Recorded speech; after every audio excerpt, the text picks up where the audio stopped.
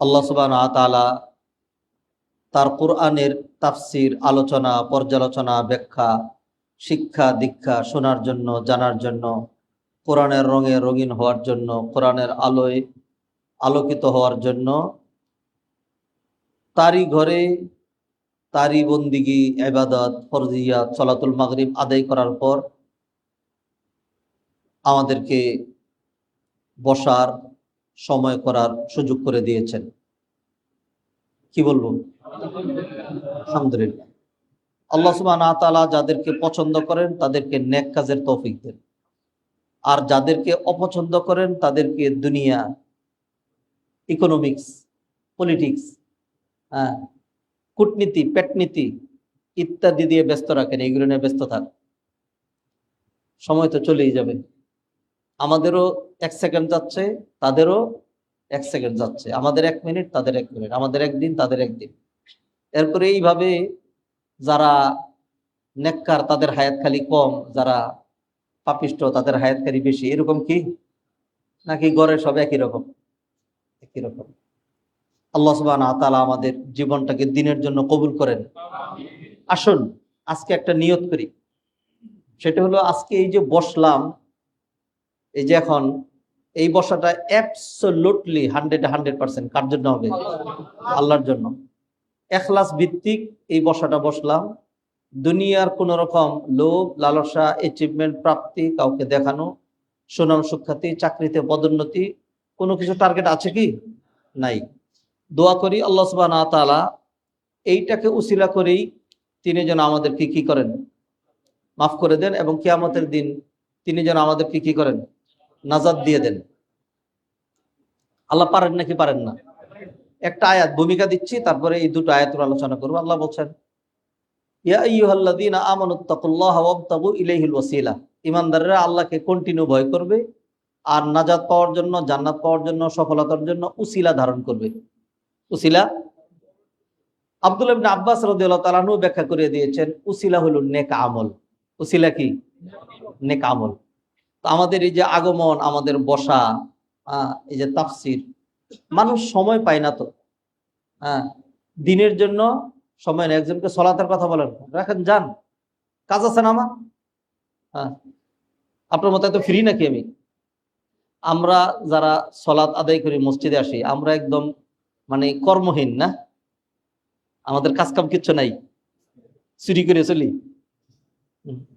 এটা আল্লাহর দয়া। এটা কি আল্লাহর দয়া? আল্লাহ তাদেরকে এই বুঝটা দিচ্ছেন।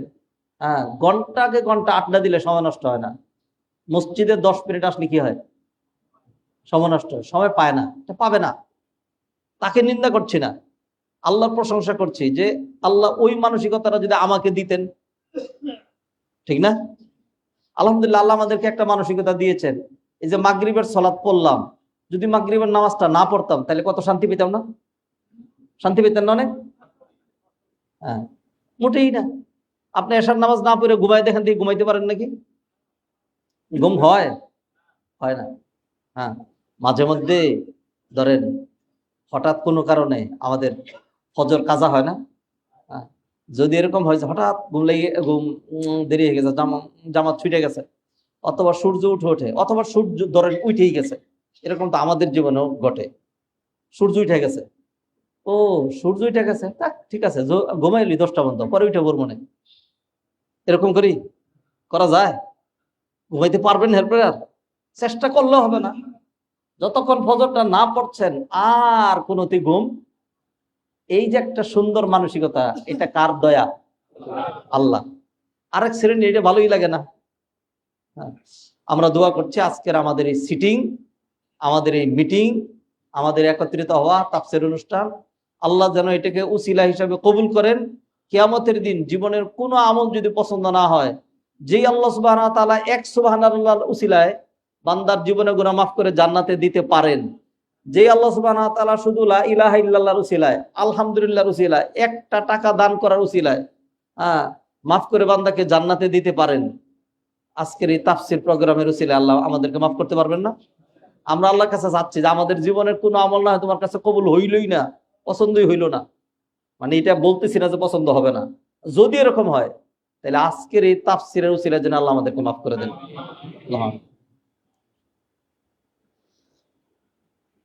সম্মানিত ভাইয়েরা, আমরা সূরা বাকারার 185 নং আয়াত গত সপ্তাহে তাফসির করেছি, কিন্তু শেষ করতে পারিনি। সেই জন্য এই আয়াত থেকে কিছু রিপিট করব। আল্লাহ বলছেন, শাহরু রমাদান আল্লাযী উনজিলা ফীহিল কুরআন। রমাদান ওই মহিমান্বিত মাসের নাম যে মাসে কোরআন নাজিল করা হয়েছে। হুদাল লিন্নাস, কোরআন নাজিলের টার্গেট, লক্ষ্য উদ্দেশ্য মানুষকে হেদায়েত করা। মানুষকে, হোয়াট ডাজ মিন হিদায়াত? হিদায়াত কাকে বলে? আচ্ছা, সুন্দর, ভালো বলছেন। হেদায়াত মানে হলো এমন একটা পথ যেই পথের শুরু আপনার এখানে, শেষ জান্নাতুল ফেরদাউসে। হেদায়েত মানে পথের দিশা। ইহদিনাস সিরাতাল মুস্তাকিম, O Allah show us the straight way. সিরাতে মুস্তাকিম সেটা কি রকম?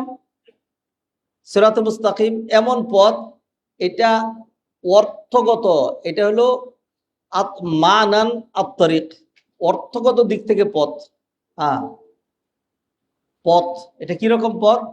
এটা পায়ে হাঁটার পথ না, গাড়ি চালানোর পথ না, ট্রেন চালানোর পথ না, নৌকা চালানোর পথ না, বিমান চালানোর পথ না।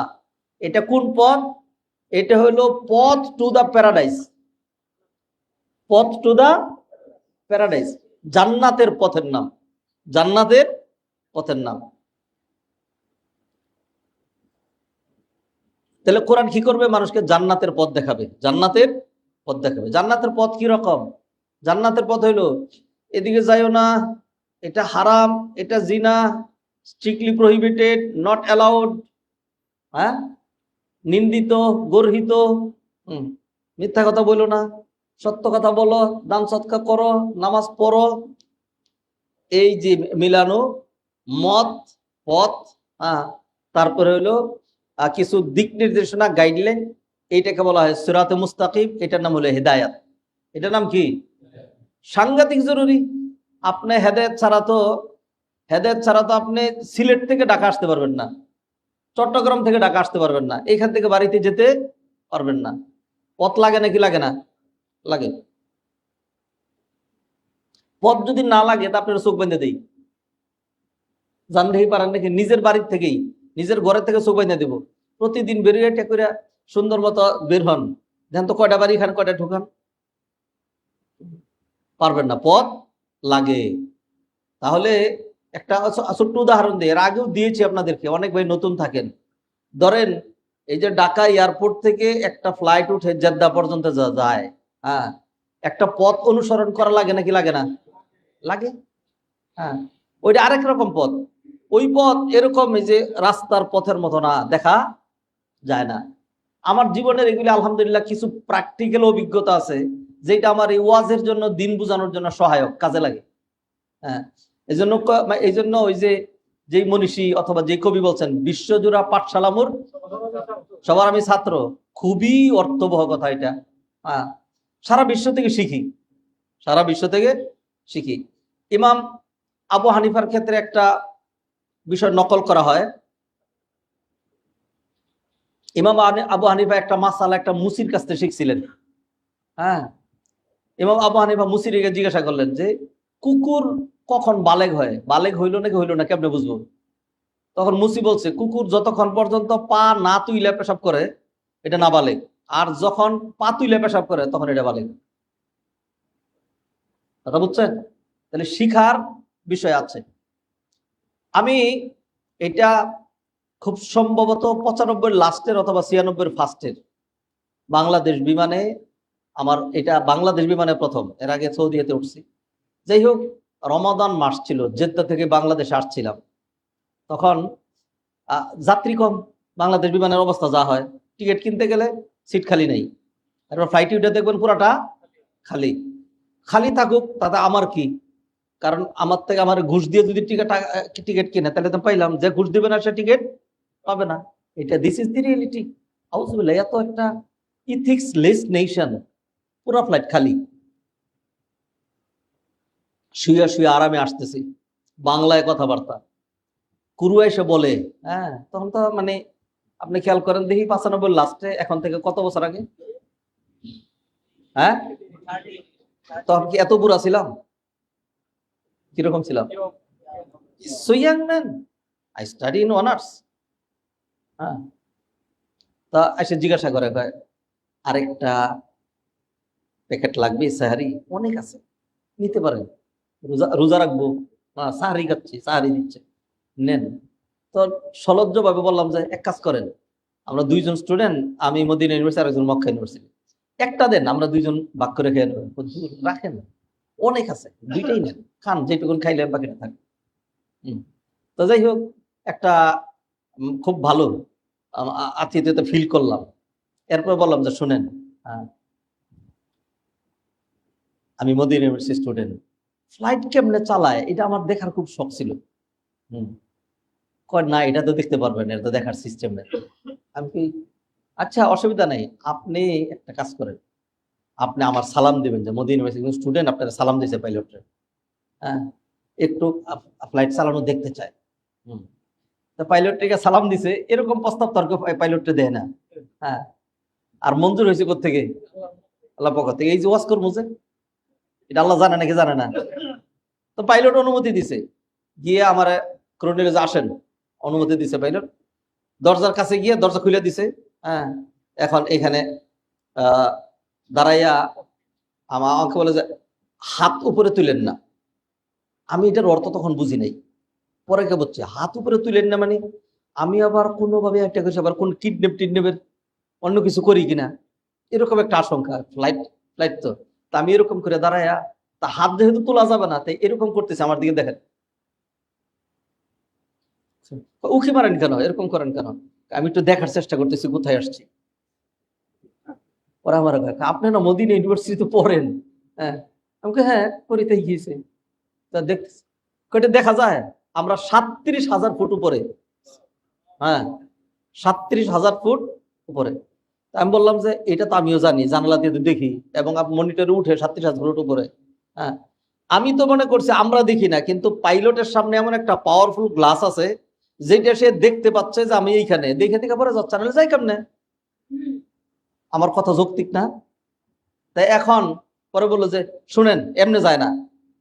এইবার আমাকে শোনাচ্ছে ওই যে কন্ট্রোল রুমের সাথে কন্টিনিউ তাদের যে যোগাযোগ হচ্ছে, পাইলট মেসেজ পাঠাচ্ছে, কথা বলছে, ওইখান থেকে মেসেজ আসছে, কথা হচ্ছে।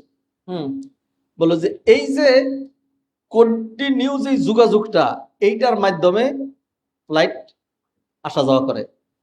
যখন দেখবেন এই কন্ট্রোলের সাথে যোগাযোগ নাই, তখন বুঝবেন এই ফ্লাইট আর নাই। তখনই বলবে যে এই ফ্লাইটটা এত দ্রাঘিমাংশ, এত অক্ষাংশ, এত ইয়া পর্যন্ত আমাদের কন্ট্রোলের ছিল, এরপর এটা হারাইছে। তাইলে এই আশেপাশে 10, 15, 20 কিলোমিটার তালাশ করলেই এটা পাওয়া যাবে। এই একটা। দ্বিতীয় আরেকটা অভিজ্ঞতা আমি বলি, এখান থেকে এটা শেষ হয় না, কথাটা বুঝাবো আপনাকে। যখন ইউরোপে ছিলাম, হাজিদের টিম নিয়ে আসতেছি হজের জন্য, তো সেখানে মাল্টি কালচারের মানুষ। ইউরোপে তো অরিজিনাল ইউরোপিয়ান মুসলমান তো কম।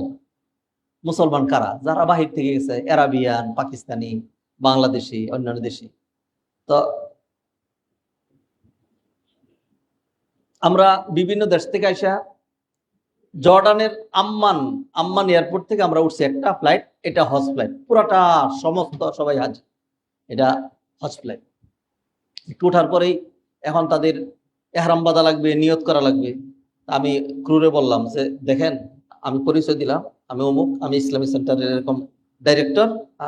আমাকে যদি একটু মাইক্রোফোনটা দিতেন, আমি লোকগুলির একটু নিয়ত করাই দিতাম। অনেক মানুষ, সাধারণ মানুষ জানে না, পরে দেখা যাবে তার হজের নিয়তটাই হবে না।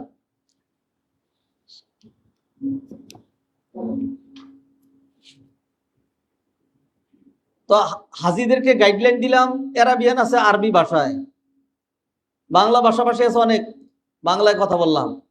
জার্মান ভাষা, যেহেতু অসংখ্য মানুষ অস্ট্রিয়া, জার্মানি থেকে আসছে, তখন আমার জন্য ইংরেজির সাথে জার্মান ইজি, জার্মানে তখন পটপট করি, আবার ইংরেজি ভাষায় দিকটের ধরে নিয়াত করে সেরা পুরা ফ্লাইট লাব্বাইক আল্লাহুম্মা লাব্বাইক চলছে। একটু পরে ক্রু আসছে, আইসা কমানো কিন্তু কমানো।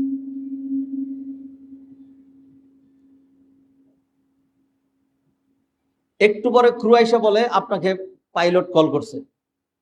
আমার তো কলজের মধ্যে পালপিটেশন শুরু হয়ে গেছে। আমি যে ফ্লাইটের মধ্যে কথা বলছি, বিভিন্ন গাইডলাইন দিছি, আল্লাহ জানে এটা রাষ্ট্রীয় বিষয়, আন্তর্জাতিক রুল আছে, আমি কি ভুলই করলাম নাকি আল্লাহ জানে। তো গেলাম, যাওয়ার পরে আমার জিজ্ঞাসা করলো সে আরবি দিয়ে, তোমার বাড়ি কোথায়? বললো বাংলাদেশ।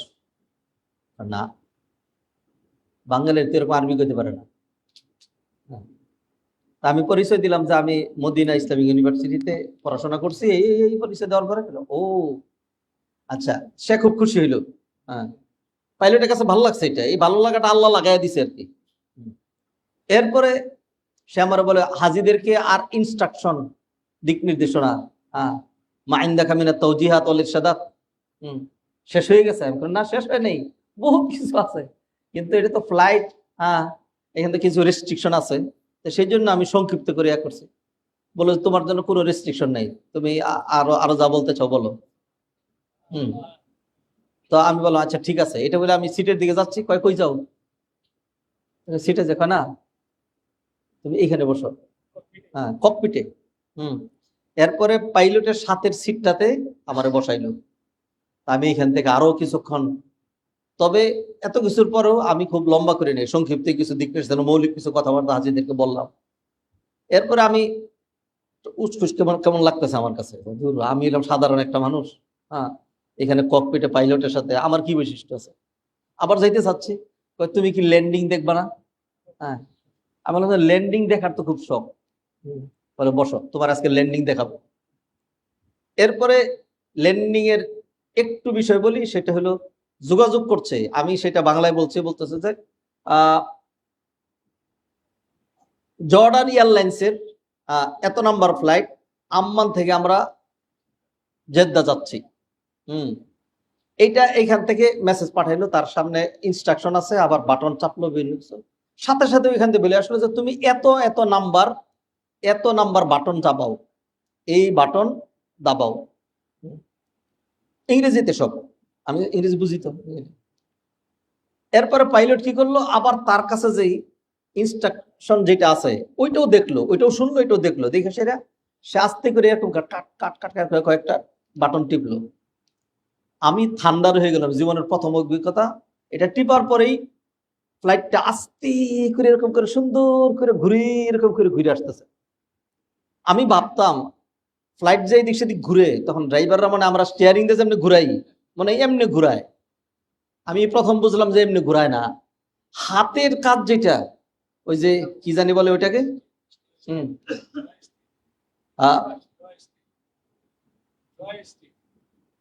কি স্টিক? জয়স্টিক। আচ্ছা, যাই হোক, তো এই যে যেটা দিয়ে করে, এটার কাজ হলো যখন একদম নিচে চলে আসে, তখন তো যাই হোক করতে করতে নিচের থেকে পুরা ইনস্ট্রাকশন দিচ্ছে, একেবারে এরকম বলতেছে যে 200 মিটার্স, 100 মিটার্স, 50 ল্যান্ডিং, কাট কাট কাট করে বলতেছে ল্যান্ডিং। তো পাইলট তখন ওই হাতে এরকম করে ল্যান্ডিং করলো। আমি ফুলটা সামনের থেকে দেখলাম। এইখান থেকে আমি যে শিক্ষাটা নিয়েছি, এটা আজকে আপনাদের সামনে তুলে ধরবো। সেটা হলো একটা ফ্লাইট ওই আম্মান থেকে, জর্ডানের আম্মান থেকে সৌদি আরব পর্যন্ত কয় হাজার কিলোমিটার? 1000 প্লাস, 1200, 1300, 1400, এর বেশি না, কিন্তু এতটুকুনি। এইটুকুনের জন্য তাকে কতটা ইনস্ট্রাকশন ফলো করে, কতটা সাবধানে, কখনো উপরে উঠে, কখনো নিচে নেমে, কখনো ডাইনে, কখনো বামে, কখনো এত নাম্বার বাটন চাপায়া কত নেবে, এইভাবে সারাক্ষণ ওই যে কন্ট্রোল রুমের সাথে তার কন্টিনিউ সম্পর্ক রেখে এখানে আসতে হয়। এটা তার জন্য নিরাপত্তা, এটা তার জন্য ইনস্ট্রাকশন, এটা তার জন্য হেদায়েত। আর যদি পাইলট মনে করে যে আমি প্লেন উড়াইছি, আমি যেমনি করবো এমনি তো প্লেন চলবে, এখন সে যদি বলে যে আমার কন্ট্রোল রুমের সাথে কোনো সম্পর্ক রাখার দরকার নাই, তাহলে এর গন্তব্য কোথায় হবে? এটা বলা সম্ভব নয়, ধ্বংস ছাড়া আর কোনো উপায় নাই। আমার এটা হইলো যে এই যে ঢাকা থেকে জেদ্দা পর্যন্ত, আম্মান থেকে জেদ্দা পর্যন্ত প্রতিটা ফ্লাইটের একটা ইনস্ট্রাকশন ফলো করে সারাক্ষণ কন্ট্রোল রুমের সাথে যোগাযোগ করে নিরাপদে তার ওইখানে পৌঁছাইতে হয়, ঠিক না? আল্লাহ সুবহানাহু ওয়া তাআলা আমাদের জন্য একটা ঠিকানা করেছেন, এই ঠিকানার নাম হইল জান্নাত। সেই ক্ষেত্রে এইটা যারা আল্লাহ যে ইনস্ট্রাকশন দিয়েছেন এইটা যারা ফলো করবে তার ভয় দুশ্চিন্তার কারণে সে জান্নাতে যাবে, আর যে এটাকে ফলো করবে না সে জান্নাতে যেতে পারবে না। এবার আসেন মিলান এটার সাথে কোরআন আয়াতের, খালি চাপাবাজি ব্যাখ্যা করলাম না, এর পিছনে দলিল আছে।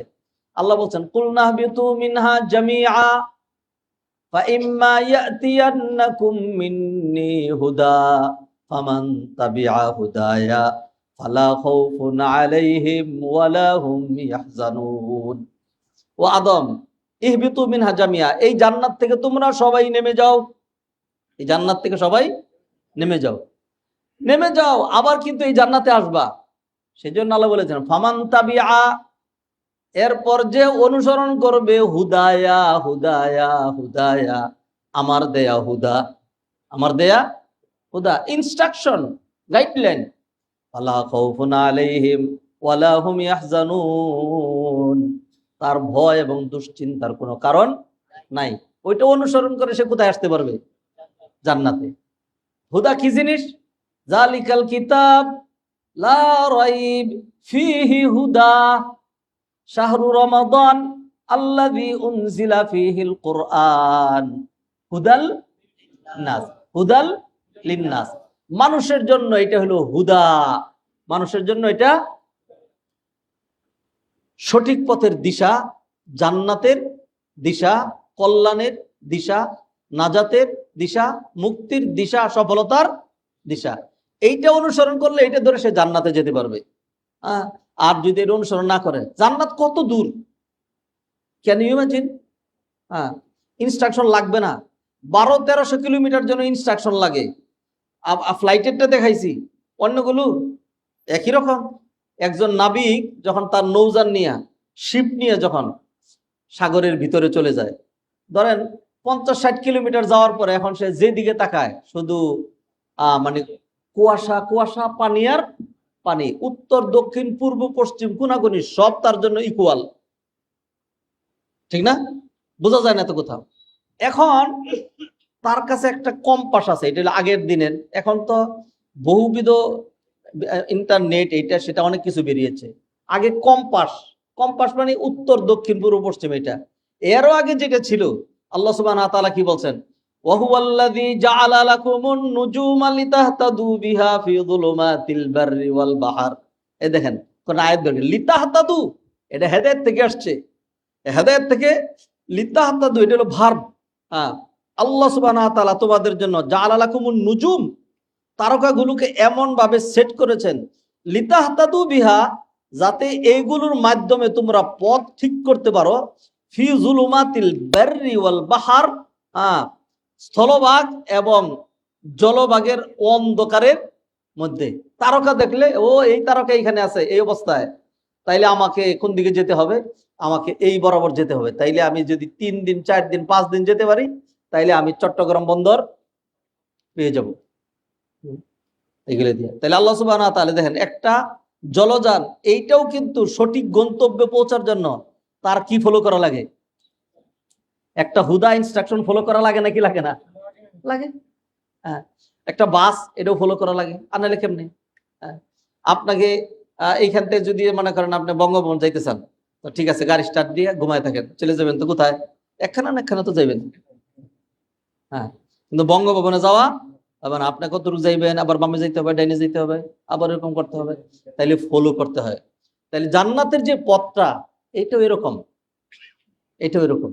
আপনার এই পথের মধ্যে কত রকম বাধা পাবেন, আপনি ওইটাকে এই চড়াই উতরাই বিভিন্ন ভাবে এটাকে মারিয়ে ডিঙিয়ে তারপরে আপনাকে যেতে হবে। কত কিছু সামনে আসবে, এটাকে এভয়েড করা লাগবে। আবার কত কঠিন থাকবে, এটাকে আপনার ধরা লাগবে। যেমন ধরেন ইবলিস কি বলছে, এই দেখেন কোরআনে আয়াত থেকে বের করি, সূরা আরাফ 8ম পারা। ইবলিস বলছে ফাবিমা আগওয়াইতানি লাআকউদান্না লাহুম সিরাতাকাল মুস্তাকিম, ও আল্লাহ, যাদের জন্য আমার বিপদগামী করে দিলেন, আমি ওদের ক্ষতি করার জন্য সিরাতে মুস্তাকিমের উপর জগদ্দল পাথর এনে বসে থাকবো। সুম্মা লাআতিয়ান্নাহুম মিন বাইনি আইদিহিম, সামনে দিয়ে আসবো, ধাক্কা মেরে ফেলে দেবো জাহান্নামের ভিতরে। হ্যাঁ, আমার অতিক্রম করে চলে যাবে, এত সহজ? এমন জোরে টান দিব, হেসকা টান দিয়ে তারে ফেলে দেবো। ডাইনে আসবো, বামে আসবো, উপর দিক দিয়ে, পিছন দিক দিয়ে, এমন ভাবে প্রতারণা দিব। এত সহজ না জান্নাতে যাওয়া। জান্নাতে আমি যাইতে দিব না, আমি জাহান্নামে যাব, আমার সাথে যাবে। এবং জাহান্নামীরা যখন জাহান্নামে যাবে তখন কি হবে জানেন? وقال الشيطان لما قضي الأمر إن الله وعدكم وعد الحق ووعدتكم فأخلفتكم। শয়তানও জাহান্নামে আছে আর জাহান্নামীরা জাহান্নামে। তখন মানুষ এত আযাবের মধ্যে, লক্ষ লক্ষ বছর তো কঠিন, একজন আরেকজনকে দেখাবে কষ্টের মধ্যে, এই দেখ হইছে শয়তানটা, এটার কারণেই তো জাহান্নামে আসছি। হ্যাঁ, এই যে তখন শয়তান একটা ভাব নিয়ে থাকবে।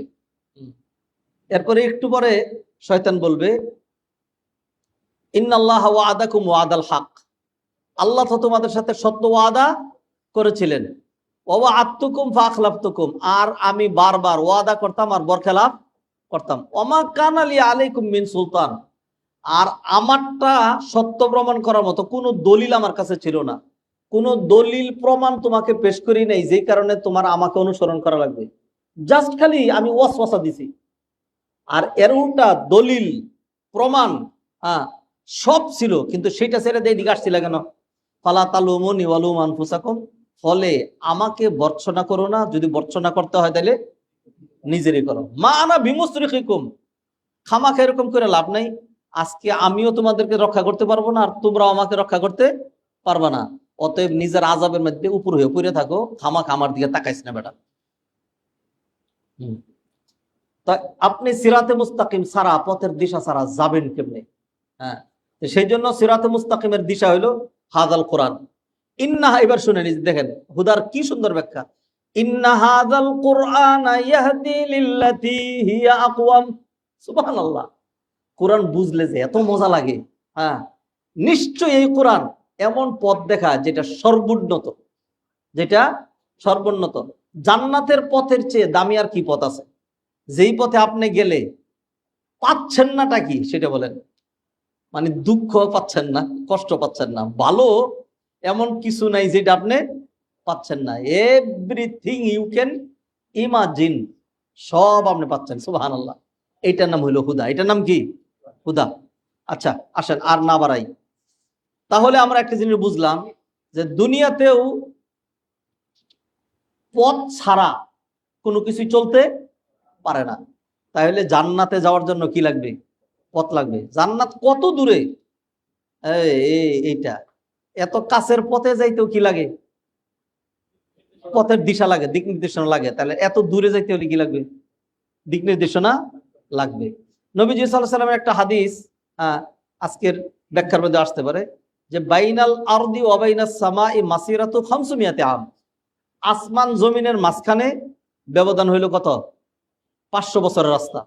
হ্যাঁ, 500 বছর মানে 500 বছর না, 5 লক্ষ বছরেও পারবেন না, 5 লক্ষ বছরেও পারবেন না, অনেক দূরের বিষয়। এরপরে আকাশের পুরুত্ব যেটা, এটা আরেকটা বর্ণনা। জমিন থেকে আকাশ পর্যন্ত যতটুকুন, আকাশের পুরুত্বটা ওই পরিমাণ, এরপরে আবার ওই পরিমাণ ফাঁকা, দ্বিতীয় আকাশের পুরুত্ব ওই পরিমাণ। এইভাবে সপ্তম আকাশ, সপ্তম আকাশের পরে সিদরাতুল মুনতাহা, তারপরে আরশ, তারপরে কুরসি, আরো কি কি আছে সব কি আমরা জানি? হ্যাঁ, এরপরে গিয়ে জান্নাত, এরপরে কি এর ভিতরে না কেন? কারণ হলো এটার ভিতরে কেমনে আনবে? এটা কেমনে সম্ভব? এর ভিতরে তো আনা সম্ভব না। বাইকটা আপনার ঘরের ভিতরে ঢুকায় রাখেন, ঠিক না? ট্রাকটাও কি ঘরের ভিতরে ঢুকাইতে পারেন? হ্যাঁ, ট্রাক ঢুকাইলে না হয় ট্রাকের জন্য আলাদা গ্যারেজ বানাইছেন। আমাদের প্রাইভেট গাড়িটা আমরা গ্যারেজে ঢুকাই, রুমে কি ঢুকাইতে পারি? কেন ঢুকাইতে পারি না কেন? কারণ এত বড় গাড়িটা রুমের ভিতরে কি হয় না, জায়গা হয় না। আল্লাহ জান্নাতের বর্ণনা দিচ্ছেন, সারিউ ইলা মাগফিরাতিন মির রাব্বিকুম ওয়া জান্নাতিন আরদুহাস সামাওয়াতু ওয়াল আরদ। ওই জান্নাত পাওয়ার জন্য প্রতিযোগিতা করো যেই জান্নাতের প্রস্থ আছেন তো আমার সাথে নাকি? হ্যাঁ, only physically or mentally also. হ্যাঁ, ওই জান্নাত পাওয়ার জন্য প্রতিযোগিতা করো যেই জান্নাতের প্রস্থ, শুধু প্রস্থটা কি 7 আসমান 7 জমিনের দৈর্ঘ্যের সমান। তাহলে নিশ্চয়ই ওই জান্নাতের দৈর্ঘ্য আরো বড়। তাইলে ওইটাকে তো এটার ভিতরে ঢুকানো যাবে না। আপনি একটা বিরিয়ানির ডেগের মধ্যে 100 ডিম সিদ্ধ করতে পারবেন, কিন্তু একটা ডিমের খোসার ভিতরে কয়টা বিরিয়ানির ডেগ ঢুকাইতে পারবেন? পারবেন? ঢুকবে না। হ্যাঁ, তাহলে জান্নাতটা এত বিশাল বড়। এই জন্যই তো আল্লাহ সুবহানাহু ওয়া তাআলা নিম্ন স্তরের বেহেশতের জন্য পৃথিবীর 10টা পরিমাণ কি জান্নাত। সুবহানাল্লাহ। আল্লাহ কি পারবে দিতে আসলে? হ্যাঁ, একজন কয় কি হুজুররা খামাখা স্ক্রুপ ঢিলা তো মুখ দিয়ে যায় আসে তাই কয়। কয় নিম্ন স্তরের বেহেশতের পৃথিবীর পরিমাণ 10টা করে দিবে, পাইবো কই এত? পরে এক হুজুর জবাব দিছে, এইদিকে আয় বেটা শোন, সূর্য পৃথিবীর চাইতে কত গুণ বড়? 13 লক্ষ গুণ বড়। সূর্যদের কাজ কি? সূর্যের কাজ হইলো এই ফল ফলাদি পাকানো, আমাদেরকে দিবানিশি করা। কিয়ামতের দিনে গেলি নাই, কিয়ামতের দিনে করি নাই।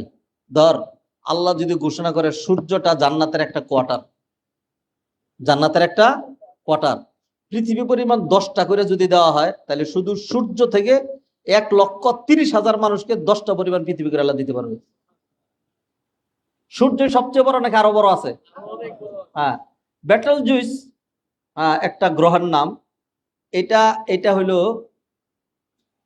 বেটেল জুসটা হইলো পৃথিবীর চেয়ে, হ্যাঁ, সূর্য থেকে 33 কোটি গুণ বড়। একটু একটা মিনিট সময় দেন আমারে।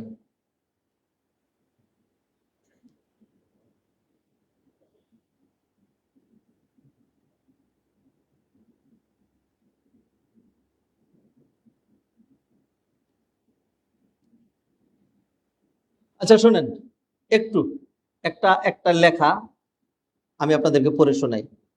228টি দেশ নিয়ে পৃথিবী। পৃথিবী আমাদের কাছে কতটা বড়? সুবহানাল্লাহ। পৃথিবী থেকে সূর্য 13 লক্ষ গুণ বড়। বেটেল জুস নামে একটা তারা আছে যা কিনা সূর্যের চেয়েও 33 কোটি গুণ বড়। আল্লাহু আকবার। Proxima Centauri, Alpha Centauri, Betelgeuse, এই রকম 500 বিলিয়ন তারকা নিয়ে গঠিত আমাদের মিল্কি ওয়ে গ্যালাক্সি। 500 বিলিয়ন। বিলিয়ন মানে হলো 1 ডজন করে না? বিলিয়ন কত? 10,000 এক বিলিয়ন।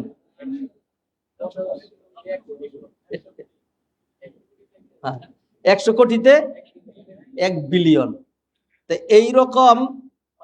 এইরকম 500 বিলিয়ন তারকা নিয়ে গঠিত আমাদের Milky Way galaxy. Milky Way কয়টার কথা বলছে?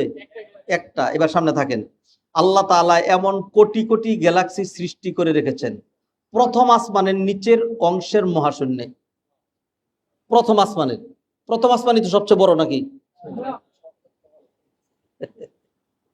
কত ছোট কল্পনাই করতে পারেন না। এই মাঠে যান, এই মাঠে গিয়া এক ফুট এক মিটার পরিমাণ ব্যাস ধরে একটা বৃত্ত অঙ্কন করেন, ঠিক আছে? এইবার ওই বৃত্ত থেকে আর 1 মিটার ব্যাস ধরে আরেকটা বৃত্ত অঙ্কন করেন। দ্বিতীয় বৃত্তটা কি প্রথমটার সাথে ডাবল হবে না আরো বড় হবে? আরো বেশি হবে। সপ্তমটা অনেক অনেক বড়, ঠিক না? আচ্ছা একটু এটা পড়ি, পড়ে তাড়াতাড়ি শেষ করি।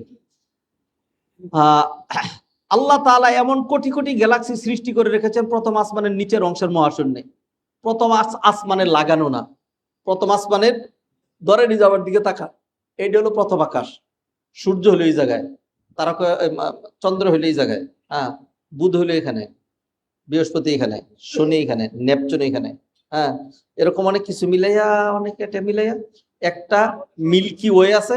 এইটাতে আছে 500 বিলিয়ন তারকা, ঠিক আছে? এটার এরিয়া হলো এখানে। আরেকটা গ্যালাক্সি আছে এইখানে, আরেকটা গ্যালাক্সি এখানে, আরেকটা গ্যালাক্সি। এরকম সবগুলো প্রথম আকাশের নিচে, প্রথম আকাশের সাথে লাগানো না।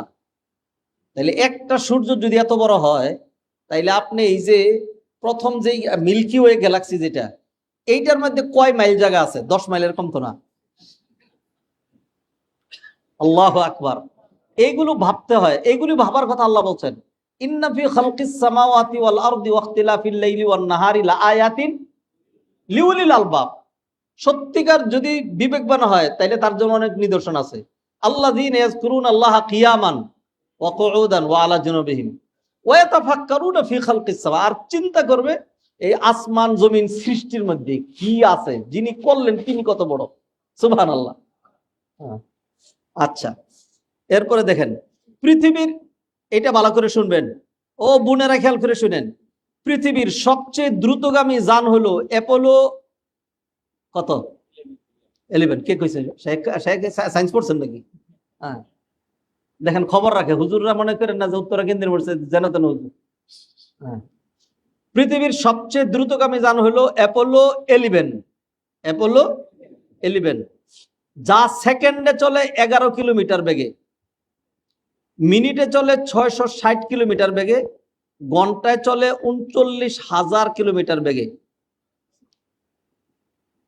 ঠিক আছে? আচ্ছা, এবার আসেন, যদি কেউ পৃথিবীর সবচেয়ে কাছের তারকা প্রক্সিমা সেন্টাইতে যেতে চায়, কোনটা দিয়া? প্রাইভেট কার দিয়া? অ্যাপোলো 11 দিয়ে যেতে চায়, তাহলে যেতে চায় অ্যাপোলো 11তে চড়ে, তাহলে সময় লাগবে 1,15,000 বছর। হ্যাঁ, সবচেয়ে, আবার শুনেন, পৃথিবীর সবচেয়ে দ্রুতগামী যান হলো অ্যাপোলো 11, যা সেকেন্ডে চলে 11 কিলোমিটার বেগে, মিনিটে চলে 660 কিলোমিটার বেগে, ঘন্টায় চলে 39,000 কিলোমিটার বেগে। যদি কেউ পৃথিবীর সবচেয়ে কাছের তারকা প্রক্সিমা সেন্টাইতে যেতে চায় অ্যাপোলো 11তে চড়ে, তাহলে সময় লাগবে 1,15,000 বছর। আমার আপনার বয়স কত? 1,15,000 বছর, যা কিনা মানুষের জীবনে কোনো ক্রমে সম্ভব নয়। গ্যালাক্সি, সুপারনোভা, ব্ল্যাক হোল, এগুলো প্রথম আকাশ নয়, এগুলো প্রথম আসমানের নিচে মহাশূন্যে ভাসমান। প্রথম আসমানের মহাশূন্য, তারপর প্রথম আসমান, তারপর দ্বিতীয় আসমানের মহাশূন্য, তারপর দ্বিতীয় আসমান, তারপর তৃতীয় আসমানের মহাশূন্য, তারপর তৃতীয় আসমান, তারপর চতুর্থ আসমানের মহাশূন্য, তারপর চতুর্থ আসমান, তারপর পঞ্চম আসমানের মহাশূন্য, তারপর পঞ্চম আসমান, তারপর ষষ্ঠ আসমানের মহাশূন্য, তারপর ষষ্ঠ আসমান, তারপর সপ্তম আসমানের মহাশূন্য, তারপর সপ্তম আসমান। সপ্তম আসমানের উপরে আছে একটা মহা বিরাট এক গাছ। কোরআন এই গাছটির নাম সুবহানাল্লাহ উল্লেখ করেছে, সিদরাতুল মুনতাহা। বিশ্বনবী সাল্লাল্লাহু আলাইহি ওয়াসাল্লাম বলেছেন, তোমার হাতের আংটিটি যদি সাহারা মরুভূমিতে ফেলে দেওয়া হয়, বিশাল মরুভূমির তুলনায় আংটিটা যত ছোট, আল্লাহর দ্বিতীয় আসমানের তুলনায় প্রথম আসমান তত ছোট। খেয়াল করলেন? এমনি করে প্রতিটা আসমানের তুলনায় তার আগের আসমানটা ওরকম ছোট। আল্লাহর আরশের নিচে আছে এক মহা সমুদ্র জগৎ।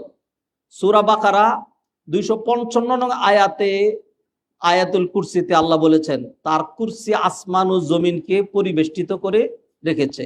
আল্লাহ রাব্বুল আলামিন যা কিছু সৃষ্টি করেছেন তার মধ্যে সবচেয়ে বড় সৃষ্টি হলো আল্লাহর আরশ। আল্লাহর আরশ, এই জন্যই তো দুয়ার মধ্যে সুবহানাল্লাহি ওয়া বিহামদিহি আদাদা খালকিহি ওয়া রিদা নাফসিহি ওয়া জিনাতা আরশি। জিনাতুল মানে ওজন। হ্যাঁ, আরশের ওজন যতটুকুন, আমার তাসবির ওজন ততটুকুন।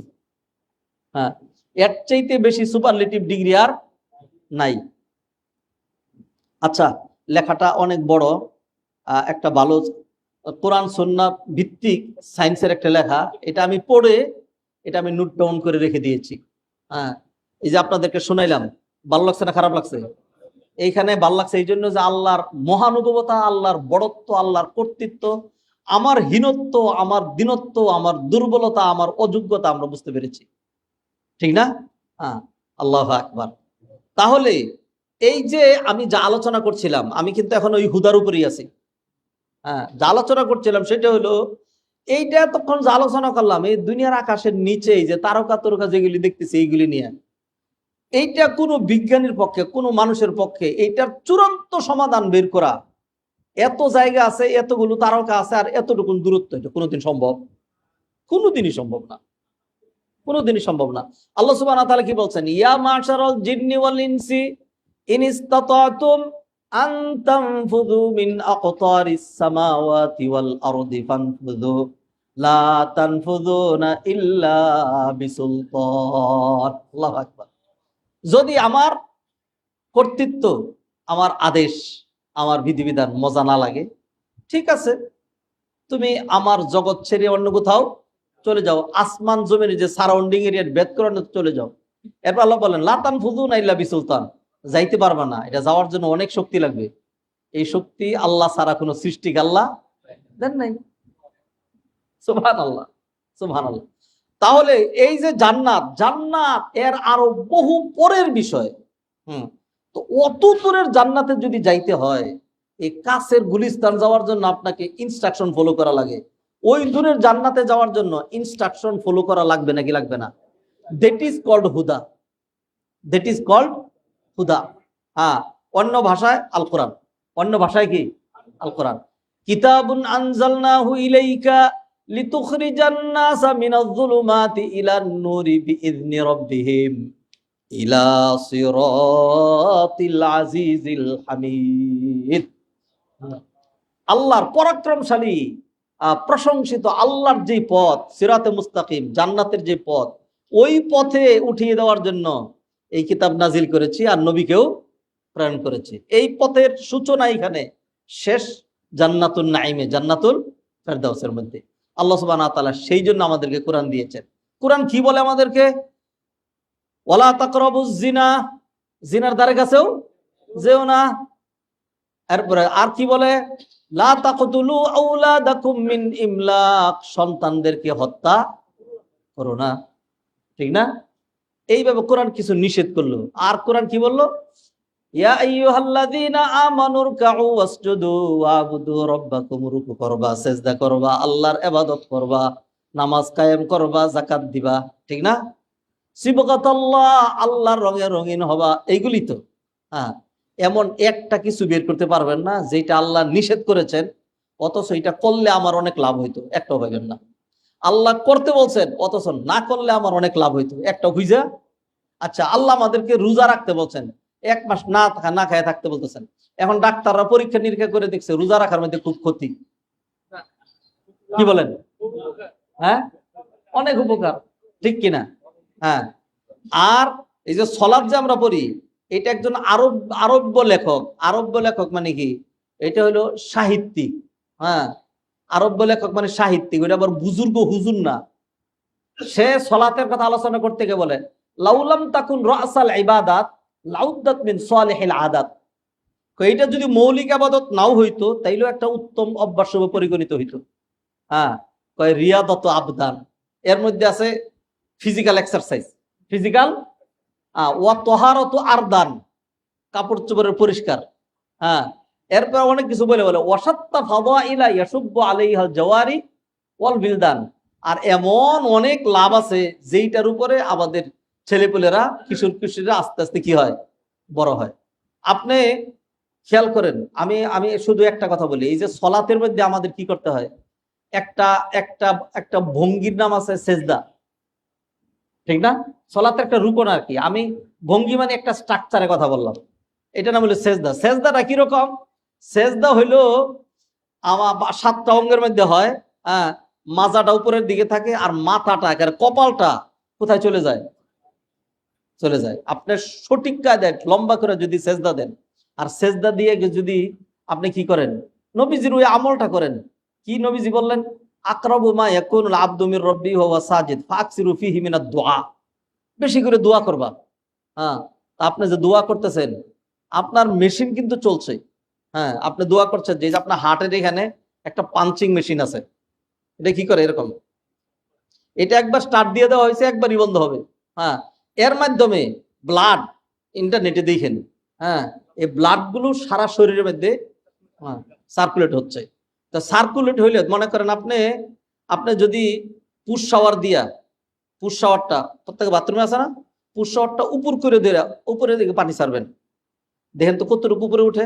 আর নিচের দিকে ধরে, হ্যাঁ, অথবা এরকম করে পানি ছেড়ে দেখেন তো কতটুকু দূরে যায়। উপরের দিকে বেশি যায় না নিচের দিকে বেশি যায়? নিচের দিকে বেশি যায়। তাহলে আপনার মাথাটা যখন নিচে আর ব্লাডটা পাঞ্চ হচ্ছে এইখান থেকে, হার্ট থেকে, তা আমরা আমাদের স্বাভাবিক অবস্থায় আমাদের শরীরের এইখান থেকে নিচের অংশটা, ওই দিকে ব্লাডের প্রেশারটা বেশি থাকে, আর উপরের দিকে ব্রেনের দিকে ব্লাডের প্রেশারটা কি থাকে? কম থাকে। যখন সেজদায় চলে যায় এই প্রেশারটা ব্রেনের দিকে বেড়ে যায়। হ্যাঁ, লম্বা সেজদা যদি হয় তখন ওই যে প্রেসার গুলো হয়, ফলে আপনার নেরু নেরু যে নার্ভ গুলো আছে ওই নার্ভ গুলোর ভিতর দিয়ে আপনার রক্তের যে সঞ্চালন বারবার হয়, ফলে গিয়ে এই নার্ভ গুলো কি থাকে, ক্লিয়ার থাকে, সতেজ থাকে। সেই জন্য বিজ্ঞানীরা বলছেন যারা রেগুলার নিয়মিত সালাত আদায় করে সেজদা করে এবং বিশেষ করে লম্বা করে সেজদা দেয়, তাদের হার্ট অ্যাটাক এবং ব্রেন স্ট্রোকের সম্ভাবনা বহুতাংশে কমে যায়। অন্যান্য ফায়দার কথা না হয় নাই বললাম। তাইলে আল্লাহ যা যা আদেশ করছেন এর মধ্যে ক্ষতি আছে? আল্লাহ মদ নিষেধ করছেন, হ্যাঁ, মদ খাইলে কিছু বাদ দিলাম, কিছুক্ষণের জন্য তো জানোয়ার হয়ে যায়। হ্যাঁ, নিজের খবর তো এরকম করে, হ্যাঁ, নিজের বউ রেখে দৌড়াতে তুমি আমার মা লাগো, হ্যাঁ, নিজের মেয়ে রেখে তুই বউ, আউযুবিল্লাহি মিনাশ শাইতানির। হ্যাঁ, তাইলে আল্লাহ এটা নিষেধ করছেন, খারাপ কাজ করছেন আল্লাহ সুবহানাহু ওয়া তাআলা। আল্লাহ জিনা করতে নিষেধ করছেন। কেন নিষেধ করছেন? কারণ হইলো মানুষ যখন এরকম সেক্সুয়াল ইয়াতে যায় তখন এটা তো একটা নিন্দনীয় জায়গা, এটা মানুষের প্রয়োজন আল্লাহ ওইটুকুন দিয়েছেন, এটার আল্লাহ সুবহানাহু ওয়া তাআলা জোড়া জোড়া বানিয়েছেন, এইটা এটার সাথে অ্যাডজাস্ট হয়। আমার সাথে আমার ওয়াইফ অ্যাডজাস্ট, আপনার সাথে আপনার ওয়াইফ অ্যাডজাস্ট। যখন এটা অজায়গায় অপাত্রে যাচ্ছে তখন ওইখান থেকে আলাদা একটা ভাইরাস, এখান থেকে একটা ভাইরাস, এরকম করে পরে দেখা যাচ্ছে যেই রোগটা হয় এটার নাম কি? এইডস। হ্যাঁ, তাইলে এই যে জিনা ব্যবচার আল্লাহ নিষেধ করছেন, হ্যাঁ, অন্যান্য জিনিস বাদ দিলাম, তাইলে এই জিনা ব্যবচারের মধ্যে লাভ না ক্ষতি? ক্ষতি। সেই জন্য বলছি কোরআনের ভিতরে যত আদেশ আসছে সবগুলোর মধ্যে আমাদের উপকার আছে, আর যত নিষেধ আসছে সবগুলোর মধ্যে আমাদের কি আছে? ক্ষতি আছে। সুবহানাল্লাহ। এইটা মেনে চলার নাম হুদা। এইটা মেনে চলার নাম কি? হুদা। আসেন, শাহরু রমাদান আল্লাযী উনজিলা ফীহিল কুরআনু হুদাল লিন-নাসি ওয়া বায়্যিনাতিম মিনাল হুদা ওয়াল ফুরকান। আল্লাহ কোরআন নাজিল করেছেন হুদাল লিন-নাস, মানুষকে গাইড করার জন্য, ওয়া বায়্যিনাতিম মিনাল হুদা ওয়াল ফুরকান, এবং এটা হলো ফুরকান, হক না হকের মধ্যে পার্থক্যকারী। ফামান শাহিদা মিনকুমুশ শাহরা, অতএব তোমাদের মধ্যে যে কেউ এই মাস পাবে, ফালিয়াসুমহু, সে যেন রোজা রাখে। আগের আয়াতে 184 নং আয়াতে সেখানে ইখতিয়ার দেওয়া হয়েছিল, রোজা রাখলে তো রাখলোই, আর যদি রোজা না রাখে তাহলে সে কি দিতে পারবে? ফিদিয়া দিতে পারবে। এটা আপনার আলোচনা শুনছেন ইসলামের প্রথম দিকের। এই আয়াত দিয়ে ওই বিধানটাকে রহিত করে দেওয়া হইলো, কেউ যদি সুস্থ থাকে, সবল থাকে, আর সফরে না থাকে, প্রতিবন্ধকতা না থাকে, তাইলে তার উপর রোজা রাখা কি? ওয়াজিব। অতএব আমি আর আপনি সুস্থ থেকে যদি বলি না রোজা রাখবো না, ফিদিয়া দিব, হবে? হবে না। কিন্তু এটা হবে কার ক্ষেত্রে? যিনি নাকি অসুস্থ, যিনি পারেন না, তার জন্য, যিনি বৃদ্ধ, হ্যাঁ, অথবা যেই মহিলা বাচ্চাকে দুধ পান করায়, অথবা কি করে হামেল, তাও আবার শর্ত আছে। মানে অনেক আলেমরাই বলছেন যে কোনো মহিলা যদি হামেল হয়, হামেল বুঝেন তো, প্রেগনেন্ট, হ্যাঁ প্রেগনেন্ট, অথবা বাচ্চাকে দুধ পান করায়, তাহলে এই মুহূর্তে যদি দুধ পান করায় বাচ্চার ক্ষতি হচ্ছে। হামেল যদি রোজা রাখে, এটা সিচুয়েশন বুঝতে হবে, সব মহিলার অবস্থা একরকম না। আমাদের বহু মেয়েদের, বিশেষ করে আমার ওয়াইফ, সব সময় নিয়মিত রোজা রাখতো, কোনোদিনই কিচ্ছু হয়নি, হ্যাঁ, কোনোদিনই কোনো সমস্যা নেই। কিন্তু তাই বলে অন্য মহিলার সমস্যা হবে না, বিষয়টা এরকম না। যদি কোনো মহিলার ক্ষেত্রে এরকম হয় যে না সে রোজা রাখলে ক্ষতি হয় অথবা কষ্ট হয়, বেশি কষ্ট হয়, পারে না, তাহলে সে কি করবে? রোজা ভাঙবে। ফিদিয়া দিবে না। অনেক আলেম বলছেন ফিদিয়া দিবে, বাকিরা বলছেন যে না, কারণ তার যে অসুস্থতাটা এটা টেম্পোরারি। এটা কি টেম্পোরারি? আজীবন তো সে বাচ্চাকে দুধ খাওয়াবে না, আজীবন তো সে প্রেগনেন্ট থাকবে না। যখন সুস্থ হবে তখন সে কি করবে? নিজের রোজাটা। ফিদিয়াটা হলো ওই রোগীর জন্য যার আর রিকভারির কি নাই, সম্ভাবনা নাই। ধরেন একজন বৃদ্ধ দুর্বল হয়ে গেছে, 80 বছর বয়স, এখন সে অপেক্ষা করে দেখুক 85 বছর হয় তার একটু জোয়ান হইতে পারে, হবে? হবে কি? হবে না। তাইলে তার কি দিবে? ফিদিয়া দিবে। ফিদিয়া কি রোজার শুরুতে দিবে না মাঝখানে দিবে?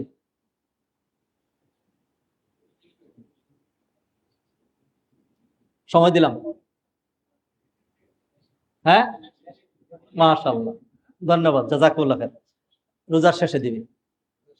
হ্যাঁ, মানে মানে কিসের জন্য শোনেন, রোজার আগে কেউ যদি দিয়ে দেয় তাইলে আদায় হবে, মাঝখানে দিলেও হবে, শেষে কেন? এই যে জব আসছে, সেটা হইলো আমি যে এখন ফিদিয়া দিয়ে দিচ্ছি, আমি তো 10ম রোজা 11 রোজার দিয়ে আমি কি হয়ে যেতে পারি? সুস্থ হয়ে যেতে পারি না, মরেও যেতে পারি। বুঝেন নাই? মরে গেলাম, তাহলে আমার ফিদিয়া লাগবে কয় দিনের? 10 দিনের ফিদিয়া লাগবে, এটা আমার ছেলে মেয়ের পর দিয়ে দিবে। হ্যাঁ, আর যদি আমি পুরাটাই বাঁচলাম তাহলে আর পুরাটাই দিব। এই জন্য বেটার হইলো কখন দেওয়া। কেউ যদি শুরুতে দিয়ে দেয়, 30টা দিয়ে দিল, তারপরে 10টা সব মরে গেল, ক্ষতি আছে? ক্ষতি নাই। সেই জন্য আগে দেওয়া জায়েজ, কিন্তু মাসালা কি বলে শেষে দেওয়া ভালো। ধরেন আমাদের এই ভাই বৃদ্ধ হয়ে গেছে, এখন উনি করলো যে আমি আমার ছেলে মেয়েদেরকে সম্পদ ভাগ করে দেব। সম্পদ যদি একান্ত কেউ দিতে চায়, তাহলে আমাদের দেশের প্রচলিত মাসালা হইলো যে বাপ যদি জীবিত থাকতে ভাগ করে দেয়, তাহলে ছেলে মেয়ের সমান করে দিবে। এটা অনেকে বলে না, যদি মিরাজ বন্টন করে দিতে চায় তাহলে যেইভাবে মারা যাওয়ার পরে তারা পাইতে ওইভাবে দিবে। হ্যাঁ, কিন্তু এটা সুন্নার খেলাফ। এটা কি সুন্নার খেলাফ? কেন সুন্নার খেলাফ? এবার বুঝেন। ধরেন উনি বন্টন করে দিল, হ্যাঁ, ওনার 5 মেয়ে 5 ছেলে, ঠিক আছে, উনি বন্টন করে দিয়ে উনি আরো 1 বছর বাঁচলো, হঠাৎ করে ওনার এক ছেলে মারা গেল। এখন এখন ওই যে বন্টন করে দিল, এই বন্টনের কারণে অন্যান্য যারা আছে তারা ক্ষতিগ্রস্ত হইল নাকি হইল না? ক্ষতিগ্রস্ত হয়ে গেল। যদি বন্টন না করা হইতো তাহলে তারা আর একটু বেশি বেশি পাইতো। বিভিন্ন রকম পরিবর্তন আসতে পারে। এই জন্য আপনি যে বন্টন করতে যাচ্ছেন, আপনার কাছে ওহি আসছে যে আপনি ওদের আগে মারা যাবেন, হ্যাঁ, আবার ওনার কাছে ফেরত আসতেছে, যেহেতু ছেলে মারা গেছে, বাবা তো সেখানে পাবে, তাহলে যেটা দিল সেটা আবার সে নিজে নিল। হ্যাঁ, এই জন্য বলছি যে ফিদিয়া যেটা দিবে এটা দিবে রমাদানের পরে, রমাদানের পরে। আচ্ছা, লম্বা আলোচনায় না যাই। তাহলে কেউ যদি রমাদান পায় রোজা রাখতে হবে। ওমান কানা মারিদান আও আলা সাফার, এটাকে আবার দ্বিতীয়বার আনা হয়েছে কেন? কারণ ওই যে আগের আয়াতের বিধান রহিত করা হয়েছে। এখন যদি এটা না আনা হয় তাহলে কেউ কেউ মনে করতে পারে যে না, অসুস্থ হইলেও রোজা রাখা লাগবে, সফরে গেলেও রোজা রাখা লাগবে। সেই জন্য এইখানে বলে দিলেন যে না, রমাদান মাস পাইলে রোজা রাখতে হবে, তবে যে সফরে গেছে এবং যে অসুস্থ, ফাইদ্দাতুম মিন আইয়ামিন উখার, সে অন্য সময় করবে। ইউরিদুল্লাহু বিকুমুল ইউসরা, আল্লাহ তোমাদের জন্য সহজ চান, ওয়ালা ইউরিদু বিকুমুল উসর, আল্লাহ তোমাদের জন্য কঠিন চান না। ওয়ালিতুকমিলুল ইদ্দা, ওয়ালিতুকমিলুল ইদ্দা, তোমরা মাস পূর্ণ করবে। তোমরা মাস মাস কিভাবে পূর্ণ হয়? মাস পূর্ণ হয় নবীজি হাদিসের মধ্যে দেখাইছেন, আশ-শাহরু ইনদানা হাকাযা, আবার দেখালেন, হ্যাঁ, 30 আর 29, ইংরেজিতে 28 আছে, আবার 28 পর্যন্ত আছে, 28, 29, 30, 31, ঠিক আছে। আরবিতে 28ও নাই, 31ও নাই, 29, 30, 29, 30, আরবিতে না, চন্দ্র। হ্যাঁ, ইংরেজি বর্ষ, চন্দ্র বর্ষ না। আপনার যেটা আমরা ইংরেজি কই, জার্মানেও তো জানুয়ারি ফেব্রুয়ারি, ইটালিতেও একই ভাষা, তারা তাদের ভাষার কারণে আংশিক চেঞ্জ করে বলে। যেমন জার্মান ভাষা বলে ইয়ান্না জানুয়ারি, ফেব্রুয়ার মার্চ, হ্যাঁ, এপ্রিল, হ্যাঁ, তার মায়ু, হ্যাঁ, তারপরে কি ইউনি ইউলি, আরবির মতো ইউনি ইউলি, তারপরে বাকিগুলি ঠিক আছে এরকম। অ্যালফাবেট হলো আ বে সে ডে, ই এফ গে হা, ই ইয়ট, যে হলো ইয়ট। হ্যাঁ, তা কেন এইগুলো বললাম? বললাম যে মাস যে 12 মাস, এটা ডয়েচেও এই মাস, ইটালিতেও এই মাস, ফ্রান্সেও এই মাস, ইংরেজিতে এই মাস। অতএব ইংরেজি মাস না, এটা হলো চন্দ্রবর্ষ সৌরবর্ষ, চন্দ্রবর্ষ সৌরবর্ষ। হ্যাঁ, ইসাই না, ইসাই না, ইসাই এটা আর আরেক বিবেচনায়। ইসাই মানে হইলো ঈসা আলাইহিস সালামের জন্ম থেকে কাউন্ট শুরু, কিন্তু সেটার সম্পর্ক হলো কিসের সাথে? সূর্যের সাথে, সৌরবর্ষ। আর হিজরি সন যেটা, এটা হলো হিজরতের সাথে এটার সূচনা, হিজরত থেকে এটার সূচনা, কিন্তু এটার কাউন্ট হলো চন্দ্র দিয়া। কি দিয়া? চন্দ্র দিয়া। আসেন তাইলে ওয়ালিতুকমিলুল ইদ্দা, মাস পূর্ণ করবা। মাস পূর্ণ করবে কেমনে? যদি চাঁদ দেখা গেল তাহলে তো মাস পূর্ণ হয়ে গেল 29। আর যদি দেখা না যায়, ফাইন হুব্বি আলাইকুম ফাকমিলু সালাসিন, তাহলে কি করতে হবে? 30 দিন পূর্ণ করে তারপরে রোজা রাখবে। ওয়ালি তুকমিলুল ইদ্দাতা ওয়ালি তুকাব্বিরুল্লাহ, একটু তাড়াহুড়ো করে শেষ করতে চাচ্ছি। ওয়ালি তুকাব্বিরুল্লাহ, আর তোমরা আল্লাহর বড়ত্ব ঘোষণা করবে, অলি তুকাব্বিরুল্লাহ, তাকবীর ধ্বনি দিবে, তাকবীর ধ্বনি দিবে, তাকবীর দেওয়া। তাহলে এই যে আয়াত যেটা আমরা আলোচনা করছি, যে আয়াত আমরা পড়তেছি, এদিকে কুরবানির আয়াত নাকি রমাদানের? রমাদানের আয়াত। তাহলে রমাদানের ঈদে তাকবীরের কথা আছে নাকি নেই? আছে। আমাদের সমাজে মানুষ মনে করে কুরবানির ঈদে তাকবীর, হ্যাঁ, রমাদানের ঈদেও তাকবীর আছে। কেউ কেউ বলছেন যে রোজার ঈদের যে তাকবীর এটা আকাদ, মানে এটা বেশি গুরুত্বপূর্ণ। অলি তুকমিলুল ইদ্দাত ওয়ালি তুকাব্বিরুল্লাহ, দুইটার ক্ষেত্রেই আসছে।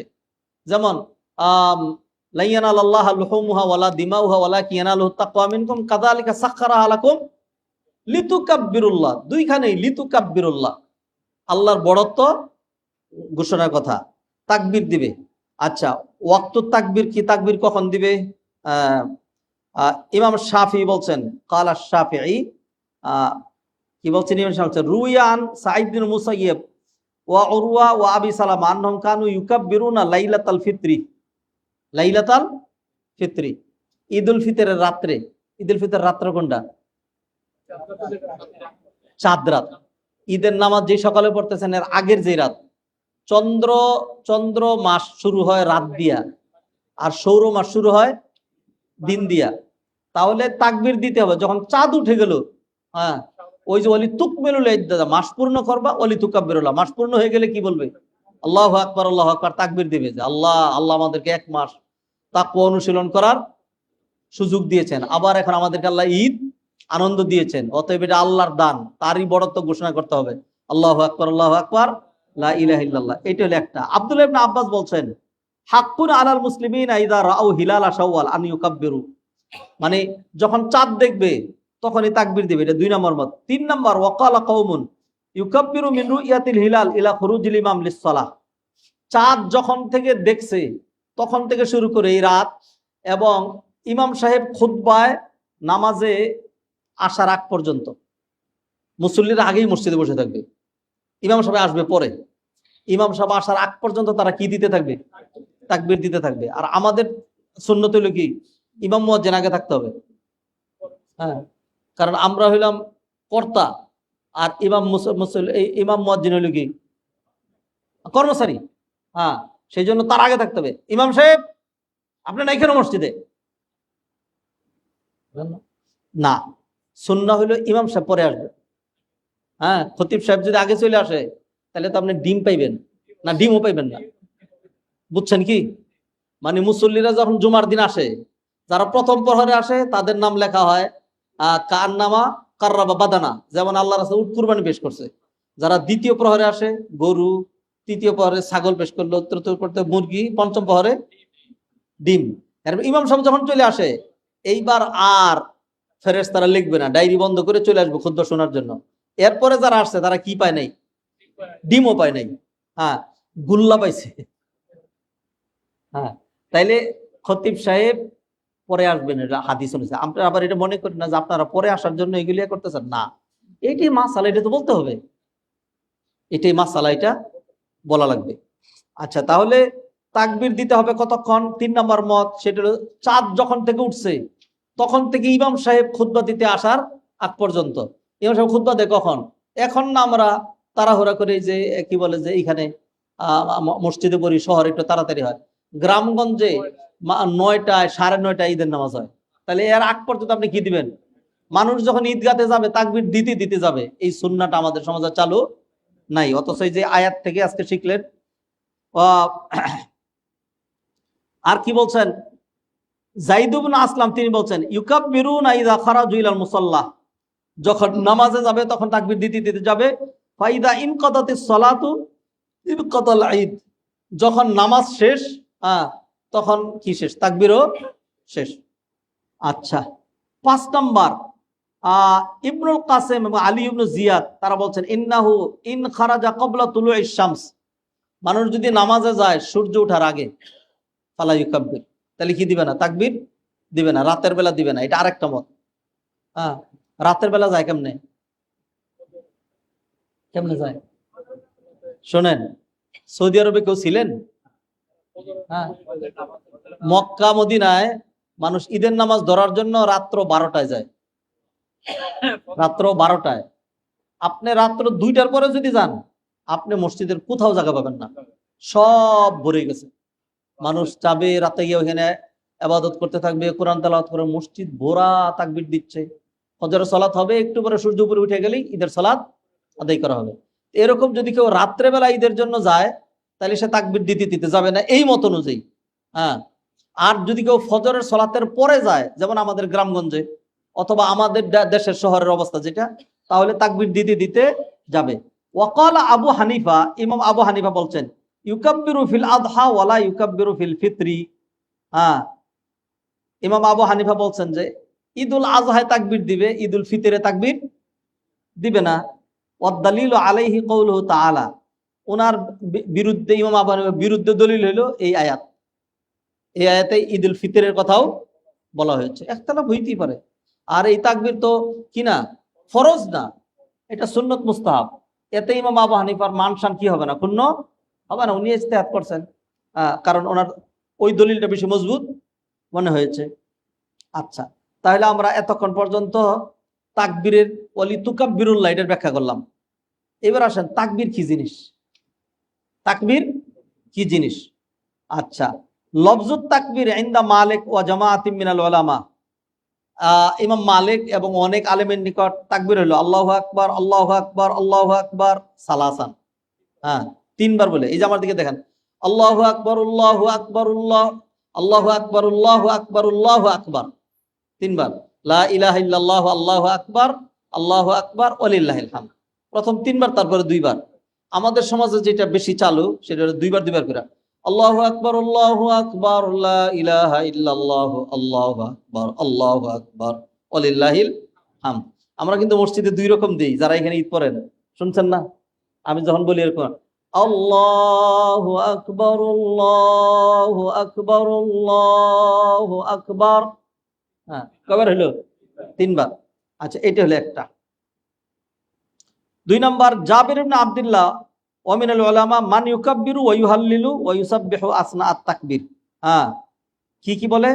মান ইউকাব্বিরু ওয়া ইউহাল্লিলু, আল্লাহু আকবার, হ্যাঁ, লা হাওলা ওয়ালা কুওয়াতা ইল্লা বিল্লাহ, লা ইলাহা ইল্লাল্লাহ, সুবহানাল্লাহ, আলহামদুলিল্লাহ, লা ইলাহা ইল্লাল্লাহ, আল্লাহু আকবার।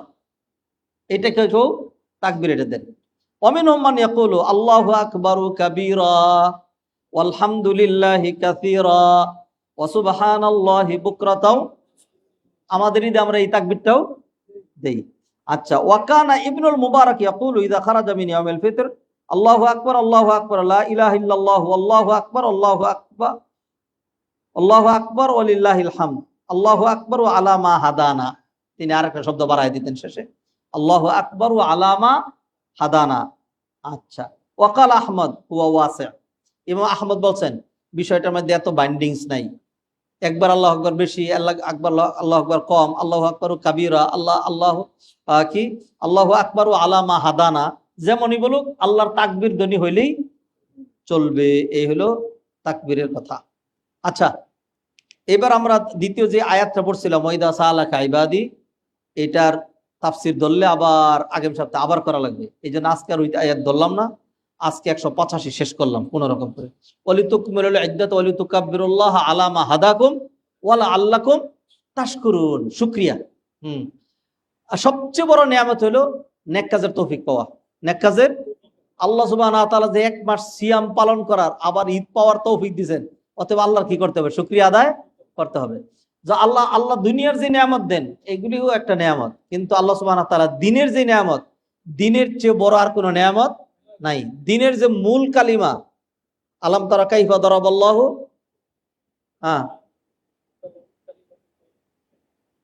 আলাম তারা কাইফা দারাবাল্লাহু মাসালান কালিমাতান তাইয়িবাতান, কালিমায়ে তাইয়িবা, কালিমায়ে যে তাইয়িবা, এইটার মূল্য হাদিসের মধ্যে বলা হয়েছে যে এইটাকে এক পাল্লায় দিলে আর আল্লাহকে বাদ দিয়ে সমুদয় সৃষ্টি, 7 আসমান 7 জমিন আরেক পাল্লায় দিলে আল্লাহর দৃষ্টিতে লা ইলাহা ইল্লাল্লাহর ওজন বেশি, ভারী বেশি আমার আপনার জন্য। কারণ কি, পুরা দুনিয়া ডাবল ট্রিপল করে আল্লাহরে দিলে যে আল্লাহ পুরা দুনিয়ার সমুদ্র সম্পদ, আমেরিকার ডলার, ইউরোপের পাউন্ড এবং ইউরো, তারপরে সৌদি আরবের রিয়াল, কুয়েতের দিনার, বাংলাদেশের টাকা, পাকিস্তানের রুপিয়া, এই সব সারা দুনিয়ার গোল্ড, দান, চাল, ফ্ল্যাট, প্লট, পুরো দুনিয়া ডাবল ট্রিপল করে তোমারে দিলাম, খালি আমি ঈমান ছাড়া আসছি, আমারে জান্নাতে দিবা। আল্লাহ কি বলছেন? মা তুকব্বিলা মিনহুম, গ্রহণ করা হবে না। আরেকজন গিয়া বলবে, আল্লাহ মা ইনদিশাই, তোর কি আছে? লা ইলাহা ইল্লাল্লাহ, এটা আছে। ও লা ইলাহা ইল্লাল্লাহ আছে, যা মাফ, জান্নাতে চলে যা। সুবহানাল্লাহ। হ্যাঁ, তো অতএব লা ইলাহা ইল্লাল্লাহর দাম অনেক বেশি। অথবা আল্লাহ সুবহানাহু ওয়া তাআলা আমাদেরকে সবচেয়ে বড় যে নিয়ামত দিয়েছেন, এর চেয়ে বড় আর কোনো নিয়ামত নাই। এটা হলো নিয়ামাতুল ঈমান। নিয়ামাতুল ঈমান। এই নিয়ামত আবু তালেব পাইল না, এই নিয়ামত আবু লাহাব পেল না, আবু জাহাল পেল না। অথচ তারা আরবি ভাষাভাষী, তারা কাবা ঘরের মুরব্বী ছিল, হ্যাঁ, হাজিদের খাদেম ছিল, হ্যাঁ, কিন্তু এই নিয়ামত তারা পেল না। আল্লাহ সেই জন্য বলছেন, লা তামুন্নু আলাইয়া ইসলামাকুম বালিল্লাহু ইয়ামুন্নু আলাইকুম। আল্লাহ তোমাদের চোখের আঙ্গুল দিয়ে, চোখে আঙ্গুল দিয়ে দেখাচ্ছেন, ফুটা দিয়ে দেখাচ্ছেন, আন হাদাকুম লিল ঈমান, যে তিনি তোমাদেরকে ঈমান দান করেছেন। সুবহানাল্লাহ। তো সেই জন্য আমাদের বেশি বেশি আল্লাহ শুকরিয়া আদায় করতে হবে। আসুন একবার আলহামদুলিল্লাহ বলি। এখানে শেষ করছি, 2-3 মিনিট প্রশ্ন উত্তর দেবো, তারপর আজান হবে ইনশাল্লাহ। আমরা একবারের সালাত আদায় করে তারপরে যাবো ইনশাল্লাহ। বলেন দেখি কি প্রশ্ন আছে।